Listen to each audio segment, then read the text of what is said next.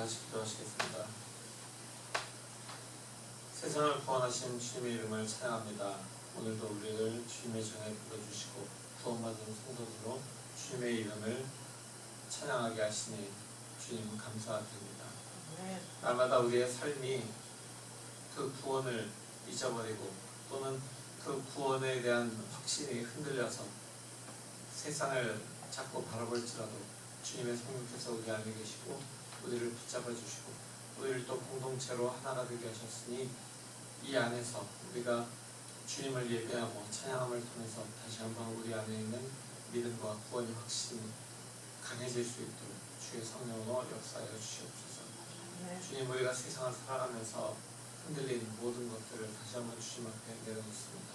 주님의 십자가의 보혈을 덮으시고 우리가 다시 한번 주님 안에서 새롭게 되는 귀한 주님의 형제자매 될 수 있도록 은혜에 부어 주시옵소서. 오늘 모든 순서에 주님께서 함께하여 주시길 원합니다. 우리가 드리는 찬양과 기도와 우리가 나누는 말씀과 우리의 헌신과 친교가 주님 안에서 주님의 이름을 높이는 그런 귀한 예배가 되도록 하시고 우리가 언제 어디서나 그리스도인으로 살아가는 귀한 주님의 자녀라는 것을 잊지 않도록 주님께서 우리를 인도하시고 역사하여 주시옵소서. 지금 이 시간도 주님의 복음 들고 세계 곳곳에서 주님의 복음을 전하고 있는 선교사님들을 기억하시고 그들의 사역과 그들의 가정과 또 그들이 사역하는 모든 현지의 상황을 주님께서 주장하셔서 그 모든 주님의 섭리를 통해서 주님의 나라가 그곳에 더 뿌리내리고 넓게 확장될 수 있도록 주님 섭리하여 주시옵소서. 이 모든 예배 순서를 주님께 올립니다. 주님 받으시고 헌행하여 주시옵소서. 예수 그리스도의 이름으로 기도합니다. 아멘. 하늘에 계신 우리 아버지여, 이름이 거룩히 여김을 받으시오며 나라가 이루어지오며 뜻이 하늘에서 같이 땅에서도 이루어지리라. 오늘 우리에게 영원한 안식을 주시옵고 우리가 우리에게 주신 자를 사하신 것 같이 우리 죄를 사하여 주시옵고 우리를 시험에 들게 하지 마시옵소서. 하나님께서 구하시옵소서. 나라와 권세와 영광을 아버지께 영원히 있사옵나이다. 오늘 성경 말씀은 마태복음 15장 21절에서 28절까지 되겠습니다.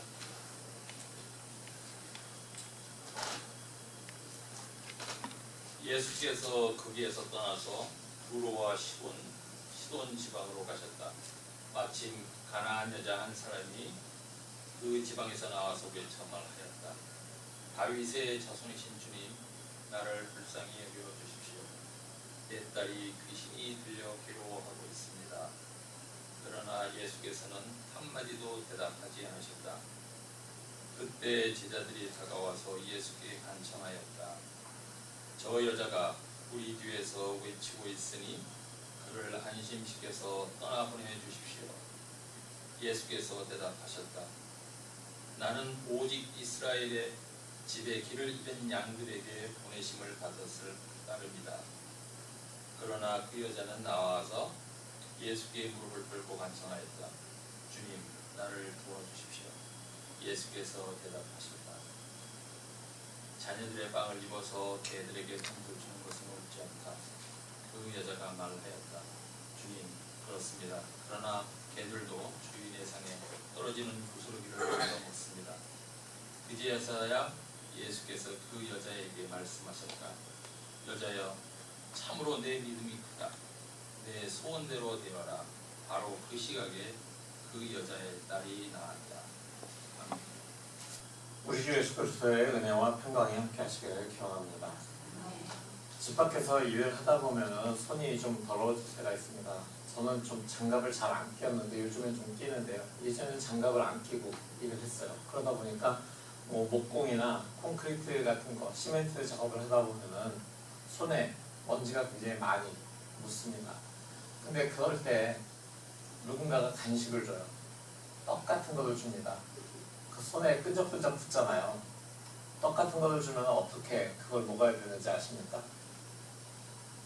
손을 씻고 와서 먹을까요? 손을 씻고 와서 먹기에는 무언가 이렇게 좀 너무 배도 고프고 리듬이 끊겨요. 호연형제는 뭔가 아는 듯하게 이렇게 웃고 있어요. 그걸 먹는 방법이 있습니다. 떡을 이렇게 잡아요. 손으로 한 끝을 잡고 먹습니다. 끝까지 먹고 손으로 잡은 데만 버리면 돼요. 그러면은 깨끗하게 떡도 잘 먹을 수 있고요. 손에 그 더러운 게 묻었던 그 부분, 사실 떡에도 그게 묻었으니까 그 부분은 버리면 됩니다. 그래서 조금만 잡고 먹고 최소한도로만 버리면은 그러면은 아주 깔끔하게 이렇게 간식을 먹을 수가 있습니다. 유대인들 삶에도 정결법이라고 하는 게 그 율법에 있죠. 정결한 것, 부정한 것 이런 것을 구분하는 그런 법입니다. 레위기 11장부터 15장에 보면은 유대인들의 정결법이 굉장히 잘 나와 있습니다. 우리가 무언가를 깨끗하게 그리고 더러워진 것과 깨끗한 걸 좀 구분해서 그렇게 하는 것처럼 유대인들도 정결법이라는 걸 가지고 그 고대 시대부터 굉장히 그런 것들을 잘 삶에서 지켜올 수가 있었습니다. 지금도 아직도 그 유대인들의 정결법은 생활 속에서 잘 지켜집니다. 그래서 그들은 거룩한 것, 깨끗한 것만 먹고 부정한 것은 먹지도 않고 쳐다보지도 않는 이런 습관들을 계속 지켜오고 있어요. 그래서 그 사람들은 돼지고기 종류를 안 먹고 돼지고기 같은 거하고 같이 조리했던 그런 식당에서 나온 음식 같은 것들을 좀 기피하는 이런 성향들이 있습니다. 심지어 이슬람교를 믿는 무슬림들한테도 그런 정결과 관련된 규칙들은 있어서 무슬림들도 굉장히 철저하게 지킵니다. 요즘에 한국에서 나오고 있는 뭐 먹는 제품들 같은 거 뒤에 포장지를 유심히 여러분들이 보시는지 모르겠는데 그 뒤를 보시면 이 제품은 뭐 콩, 뭐 돼지고기 뭐 이런 것들을 조리한 공장에서 같이 시설에서 같이 생산되었습니다. 이런 문구가 들어가 있어요. 그게 왜 그러냐면은 그게 어떤 콩 알러지, 땅콩 알러지 같은 것 때문에도 사실 그런 걸 주기 때문에 경각심을 주기 위해서 그런 것도 있지만 사실은 한국에서 살아가고 있는 많은 뭐 유대교를 믿는 사람이나 이슬람을 믿는 사람들을 위해서 그런 문구를 집어넣기 시작을 하죠. 그런 것들을 그렇게 수출할 때에도 영향을 미치기 때문에 그런 것들에 대해서도 사람들이 이제 이야기를 하는 것입니다. 근데 그 정결법 같은 것을 안 지키면 어떻게 될까요? 정결법을 안 지키면은 유대 사회에서는 그 공동체에서 쫓겨납니다. 부정한 사람들은 공동체에서 나가서 떨어져서 머물러 있어야 되고요. 그 부정한 것이 깨끗해지면은 제사장이 확인을 해준 다음에 들어와서 다시 공동체에 살아갈 수가 있습니다. 근데 만약에 제사장에게 알리지도 않고 이웃에게 알리지 않고 자기 혼자 부정한 것을 숨기고 있었다 걸리면 그 사람은 그냥 쫓겨나는 거죠. 근데 그런 것이 사실 음식이나 병과도 있지만은 지역과 사람에게도 그 정결한 것과 정결하지 못한 것을 가지고 구별하는 것이 유대 사회에는 있었습니다. 그게 뭐냐면은 이스라엘과 유대라는 나라가 처음에 이스라엘 왕국이 있었고 그 다음에 이스라엘과 유다가 있었죠. 근데 그 두 왕국이 이제 나뉘고 또 다른 민족의 침략을 받고 이러면서 그 중간지대가 생겨났어요. 사마리아라고 하는 지역이 생겨났습니다. 그 사마리아라고 하는 지역은 이방 사람들과의 통혼과 이런 것들을 통해서 이방신을 섬기기도 하고 또 그런 어떤 우리가 얘기하면 순수한 혈통을 지키지 못한 그런 지역이라고 이제 이야기할 수 있는 거죠. 그래서 유대인들에게는 사마리아 사람들은 이방인과 같이 취급되는 그런 부정한 사람들이었습니다. 그래서 유대 사람들이 사마리아 지역을 질러서 갈 수 있는 길을 놔두고 사마리아 지역을 삥 에둘러서 여행을 하는 이런 일들도 우리가 성경을 통해서 자주 보게 됩니다. 근데 예수님께는 그런 율법이 그렇게 중요하지는 않았을지도 모릅니다. 예수님께서는 분명히 유대인이고 그리고 유대인의 율법을 지키는 그런 삶을 살아왔지만 예수님의 삶에서 그 율법을 지키는 것보다 더 중요한 일들이 더 많이 있었습니다. 그래서 오늘 본문의 시작이 이렇게 나옵니다. 예수께서 거기에서 떠나서 두로와 시돈 지방으로 가셨다라는 이야기가 나옵니다. 거기에서 떠났다라고 하는 것은 예수님께서 이 오늘 사건이 기록된 이 앞부분의 마태가 예수님의 성경을 기록한 곳을 보면은 예수님이 계셨던 곳은 가버나움, 게네사렛 이 지역이었습니다. 갈릴리 지역이었어요. 갈릴리 호수를 중심으로 해서 바로 그 옆부분에 있는 그 지역이 게네사렛과 가버나움이었습니다. 그런데 그곳에서 예수께서는 예루살렘에서 온 율법학자들과 또 바리새 사람들과 함께 논쟁을 벌이게 되었습니다. 율법학자와 바리새파 사람들이 정결법을 들먹이면서 예수의 제자들이 정결법을 지키지 않았다라고 이야기하는 겁니다. 그래서 예수께서는 바리새파 사람들에게 대꾸를 하셨죠. 사람의 입으로 들어가는 것, 그것이 정결하지 않은 것이 아니라 사람의 입에서 나오는 것이 정결하지 못하게 부정하게 만든다, 이런 말씀하시니까 바리새파 사람들이 분개를 했죠. 그러니까 무언가 자기들이 말한 걸 가지고 예수님께서 거기에다가 꾸짖음을 주시니까 예수님께서는 이제 여기에 더 이상 있을 수 없다, 분위기 험악하네, 이러고서 그곳에서 떠나기로 결정을 하셨습니다. 그래서 거기에서 떠나서 가신 곳이 두로와 시돈 지방이라고 마태가 기록합니다. 두로와 시돈 지방은 유대인들의 거주 지역이 아니었습니다. 정확하게 얘기해서 지중해를 끼고 있는 그런 해안 지역이었고, 그곳은 이방인들이 많이 살고, 그리고 이방 신들이 아주 창궐한 그런 지역이었습니다. 그렇기 때문에 그 동네 사람들은 다 이방 신을 많이 믿고 있었기 때문에, 거기에 깊이 빠져 있었기 때문에 유대인들은 그들하고는 접촉도 하지 않는 그런 지역이었습니다. 근데 마태의 기록에 의하면 마침 가나안 여자 한 사람이 그 지방에서 나와 외쳐 말하였다 라고 되어 있습니다. 가나안 여자라고 하는 표현은 이 사건을 기록하고 있는 다른 복음서와는 조금 다른 그런 표현입니다. 오늘 이 사건이 마가복음에도 기록이 되어 있어요. 근데 제가 지지난주인가 말씀을 드리면서 마가복음이 원전이고 복음서를 가장 먼저 기록된 것이고, 그걸 토대로 마태, 누가, 그리고 요한복음이 적혔다. 특히 마태와 누가복음은 마가복음을 많이 복사해서 붙였다라고 하는 그 이야기를 했잖아요.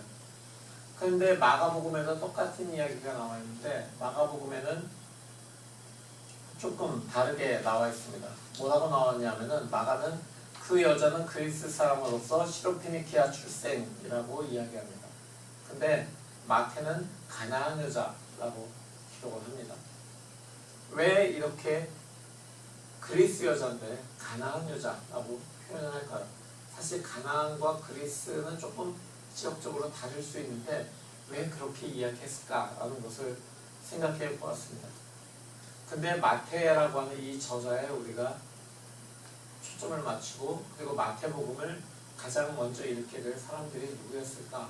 마태가 누구를 염두에 두고 마태복음을 썼을까를 생각해 보면은 우리는 이걸 쉽게 이해할 수가 있습니다. 마태복음은 유대인들을 염두에 두고 써내려간 복음서입니다. 유대교를 믿었던 그리스도인들, 그리고 지금은 유대교를 믿지만 그리스도에게로 돌아올 수 있는 사람들을 염두에 두고 쓴 복음서입니다. 그렇기 때문에 마태복음은 다른 복음서와는 달리 가장 첫 부분에 마태복음 1장에 어떻게 시작하죠? 예수 그리스도의 족보라고 시작합니다. 그러면서 아브라함은 이삭을 낳고, 이삭은 야곱을 낳고, 이렇게 쭉 예수 그리스도의 족보가 나와요. 그 모든 족장들의 그 족보는 유대 족장들의 족보입니다. 그러니까 유대인들은 그 족보를 보는 순간에 예수 그리스도의 족보가 이렇게 아브라함부터 시작되면은 예수가 유대인이구나 라는 그런 생각을 하고 무언가 동질감을 가지면서 복음서를 읽어 내려갔겠죠. 마태는 그 부분을 노리고 있었고 생각했던 것 같습니다. 그래서 여기에서도 그 여인에 대해서 가나안 여인이라고 이야기하고 있는 겁니다. 가나안 여인이라고 하는 이 표현은 이집트를 떠난 히브리인들이 어디로 가죠? 가나안으로 갑니다. 근데 가나안으로 들어갈 때 하나님께서는 이렇게 말하세요. 가나안에 있는 이방 민족들을 다 멸절시켜라라고 이야기합니다.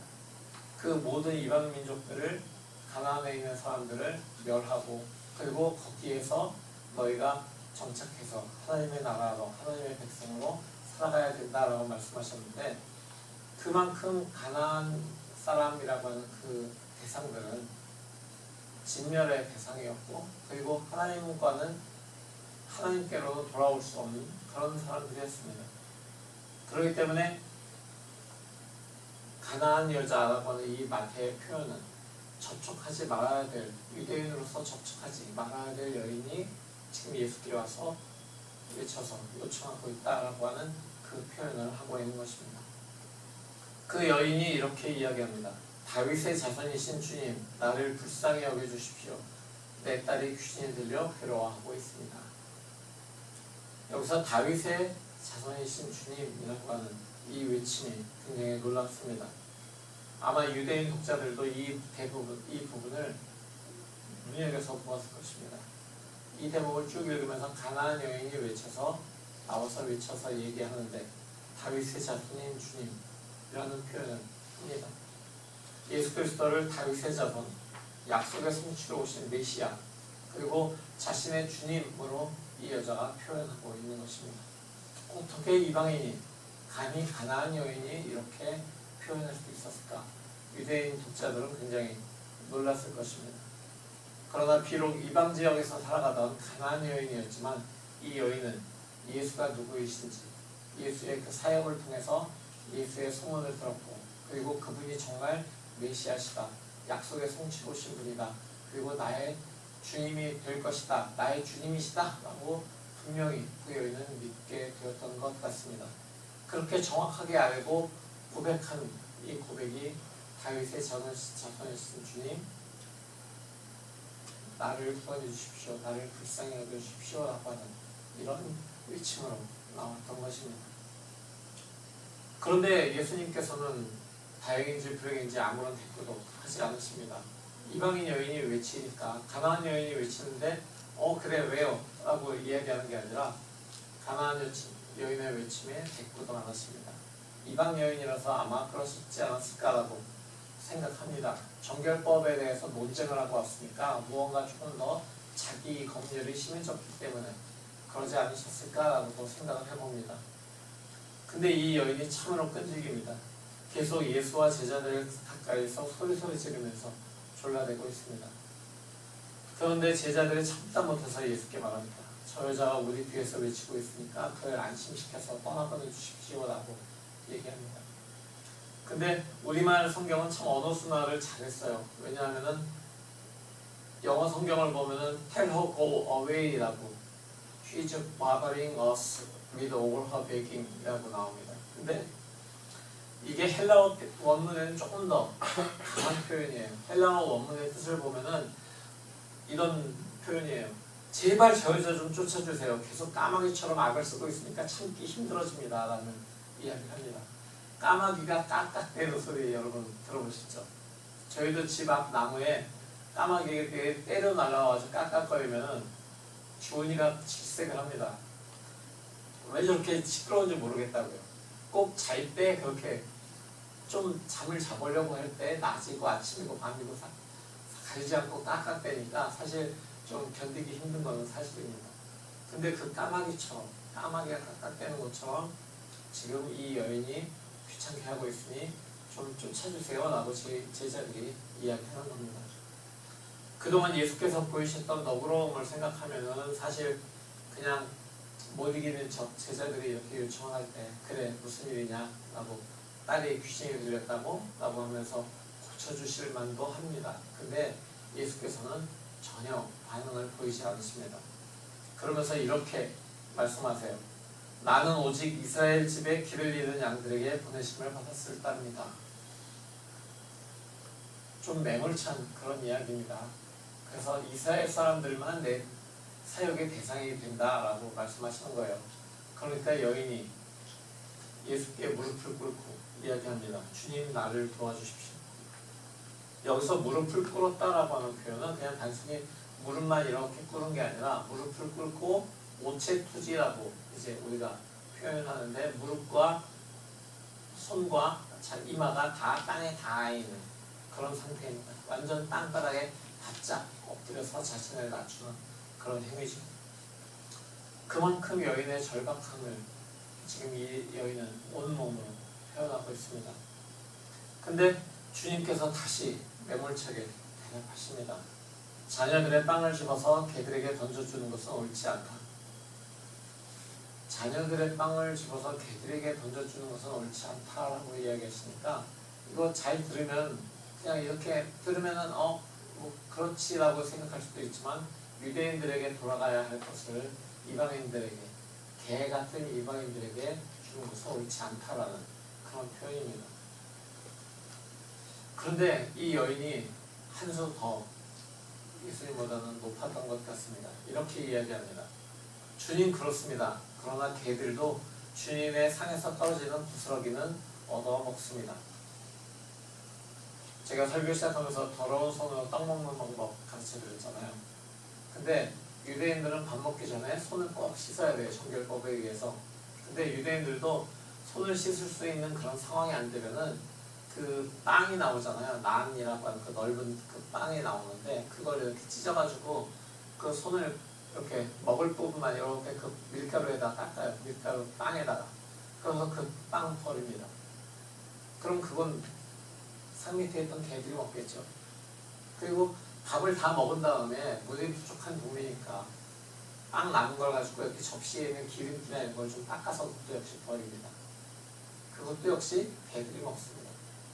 그러니까 웬만하면은 그 개들도 주인의 상에서 그렇게 버려지는 부스러기는 주워 먹을 수 있는 그런 권리가 개들에게도 있는데, 지금 예수님께서는 그렇게도 안 하시겠다라고 하는 그런 표현이고, 이 여인은 그거라도, 그 부스러기라도 쓰레기처럼 버려지는 것이라도 나는 먹고 싶습니다 라고 지금 간절하게 외치고 있는 것입니다. 왜냐하면 그것조차도 없었던 자신의 삶이기 때문에, 그것조차도 그 작은 부스러기의 조각이라도, 그런 구원이라도 자기는 필요했다라고 지금 이야기하고 있는 것입니다. 그랬더니 예수께서 말씀하십니다. 여자야, 참으로 내 믿음이 크다. 내 소원대로 되어라. 그리고 바로 그 시각에 여인의 딸이 나았습니다. 마태는 이 사건 바로 전에 예수님과 율법학자들, 바리새인들 간의 그런 정결법 논쟁을 표현하고 있습니다. 그러면서 율법과 예배의 중심인 예루살렘으로부터 율법학자들과 바리새파 사람들이 와서 예수님께 정결법을 가지고 시비를 거는 그 장면을 묘사합니다. 그런데 예수께서는 그들의 속마음을 알아채시고 그들을 꾸짖으셨죠. 복음서의 기록을 보면은 예수님께서는 바리새인과 율법학자들의 그 위선을 자주 꾸짖으신 적이 있습니다. 그러면서 꾸짖고 또 꾸짖어도 똑같은 내용으로 시비 거는 이 사람들을 언제까지 참아줘야 되나라고 아마 그 말씀에, 그 마음에 생각하셨고, 주님도 그들과 마주할 때마다 또 무슨 시비를 걸려고 그래 그러면서 지치셨을 것 같습니다. 사람들에게 복음을 전하고 귀신을 내쫓고 병 고침의 은혜를 베푸시는 그 모든 것들도 다 힘든 일이지만, 소기의 경이길처럼 반복되는 그런 부정적인 그런 시비 거는 것은 정말 힘 빠지는 일이었지 않았을까라고 생각이 듭니다. 나아가서 주님께서 사랑의 사역을 계속했지만 여전히 하나님의 깊은 사랑과 은혜를 거부하고 사람과 사람들 사이를 가르고 남의 눈에 있는 티끌을 지적하고, 정말 정결법을 그 얼토당토 아는 것들을 가지고 예수의 제자들을 걸고 넘어지는 그런 사람들을 보면서 예수께서는 답답하고 안타깝고 속상하셨을 것 같습니다. 예수님께서는 그들이 하나님의 백성이면서도 오히려 하나님의 그 말씀을 듣고 그 복음을 겸손과 순종으로 받아들이는 것이 아니라 그것을 거부하고 그것을 오히려 타박하는 그런 유대인들을, 그들을 보면서 절망하실 수밖에 없었을 것 같습니다.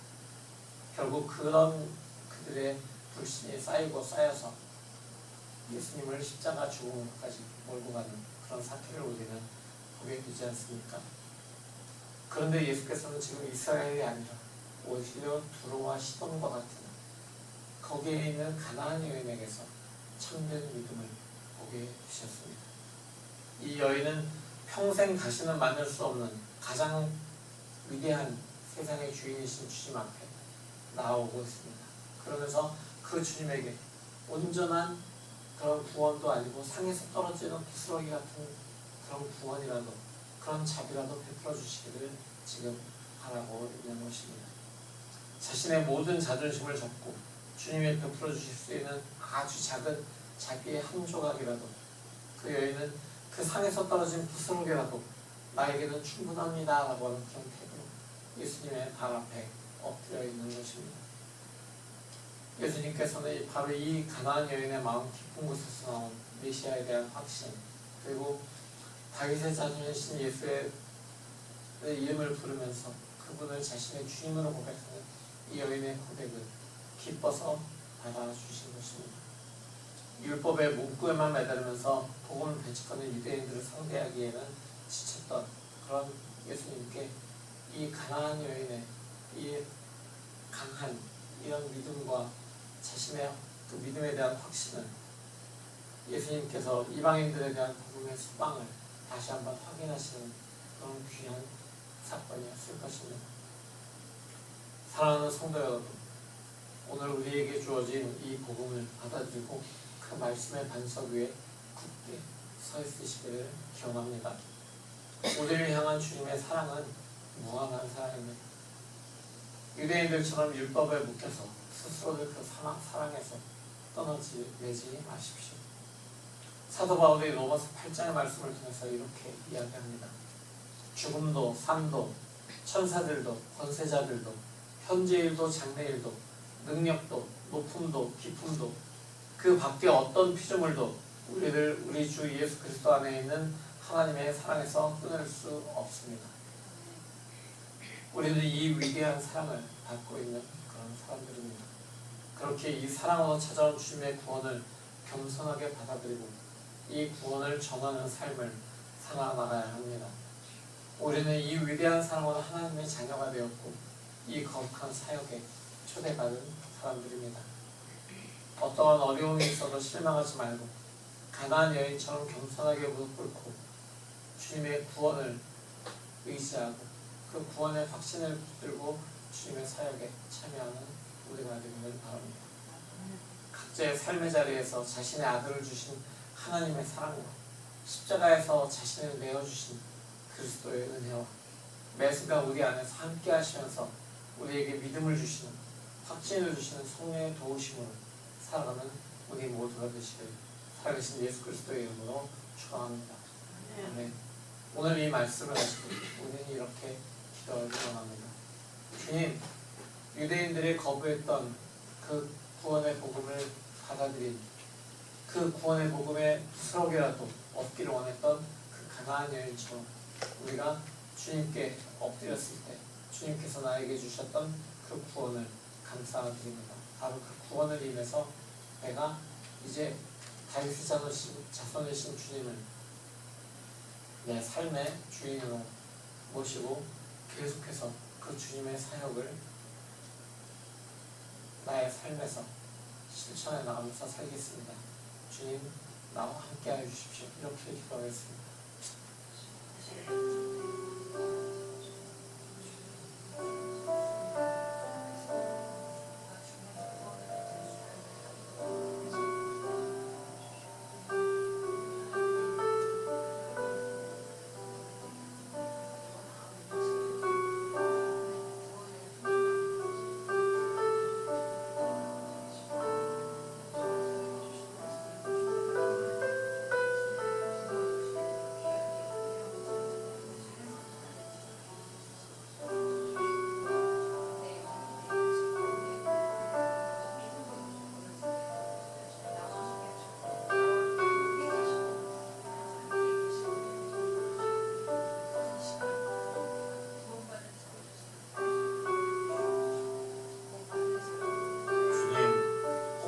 읽을 때마다 왜 유대인들은 주님의 복음을 배척하고 로마의 백부장이나 또는 이렇게 가나안 여인과 같은 이방인들이 주님의 복음을 간청하고 그 복음을 잘 받아들였는지 우리는 이해할 수 없었지만 그렇지만 이제 우리에게 주신 그 복음이, 그 구원이 얼마나 놀라운 것인지를 우리가 깨닫고 주님께서 우리에게 주신 그 구원에 감사와 찬양을 드리도록 합니다. 주님, 우리에게 베풀어 주신 그 구원이, 그 사랑이 가장 귀한 것을 우리에게 내어주신 그런 주님의 은혜인 것을 우리가 고백하고 감사하며 주님께 나아가오니 주님 우리의 삶을 받아주시고 우리의 헌신을 받아주시옵소서. 그 헌신이 흔들릴 때마다 주님의 공동체 안에서 우리를 하나로 묶어주시고 또 주님의 사랑으로 우리가 든든히 서가는 우리 모두가 될 수 있도록 주님께서 은혜 부어주시옵소서. 가나안 여인의 그 외침을 외면치 않고 그의 믿음의 확신을 보시고 구원을 베풀어 주신 예수 그리스도의 이름으로 간절히 기도합니다. 아멘. 사랑하는 성도 여러분, 복음의 말씀 들었으니 그 말씀이 삶 속에서 열매 맺도록 살아가십시오. 가나안 여인의 믿음의 고백이 우리의 고백이 되도록 겸손으로 주님께 나아가십시오. 아멘. 주님의 사랑에 끝까지 머무르겠습니다. 겸손과 순종으로 복음을 전하는 삶 살겠습니다. 주여 우리를 도우소서. 아멘. 이제는 우리 주 예수 그리스도의 무한하신 은혜와 아버지 하나님의 지극하신 사랑하심과 성령의 내주하시고 역사하심이 이제 주님의 그 구원의 부스럭이라도 간절히 원했던 가나안 여인과 같은 그런 담대한 믿음으로 세상을 향해 나아가는 사랑하는 주님의 자녀들 모두 위해 그들의 가정과 학업과 모든 하느님 위해 영원토록 함께 하시옵기를 간절히 축원하옵나이다. 아멘.